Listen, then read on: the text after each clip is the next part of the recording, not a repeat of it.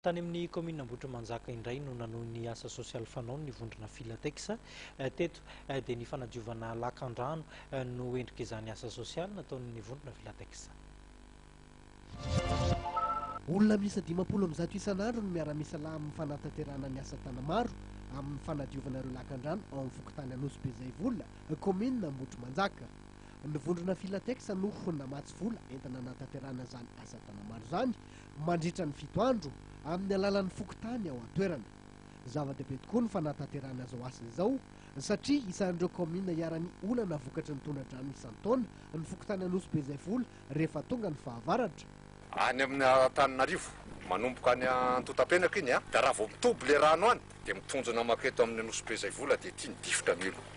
Raha vao avy andro fotsiny ny orana ka betsaka aneo Nanantateraka dia efa difitra eto. Mazava ho azy hitondra fahombiazana ho an'ny commune sy ny sehatry ny fambolena ao aminy izao asa tana maro izao. Ty zany ny tena manondraka ny velaran-tany be indrindra ato amin'ny secteur 4 izay misy 600 hectares. Ary ny mpamboly ata amin'ny arivony mahery tsy voatery hoe izay Anosy be izay vola ihany ny mpamboly ata fa ao Ambohimanarina ray manontolo any saika mamboly ata misy koa ireo commune Ambohibo, Ambohitrimanjaka.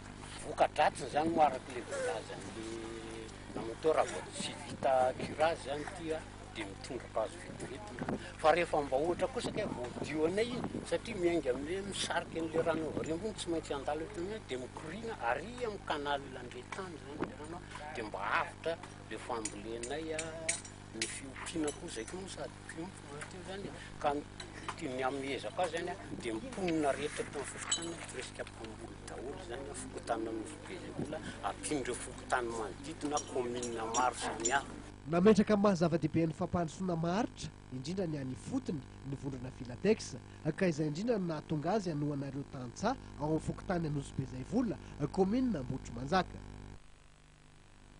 Izay ny vaovaontsika tamin'ity takariva ity ankasitrahany ianao tsy nisaraka taminay tao anatin'izay fotoan'izay azadino araka ny fanambara teo ilay fandaharana miompana betsaka amin'ilay foire international izay nitanterahana teny Tanjombato teny aorinan'izao fampahalalam-baovao izao no hanaratsika izany.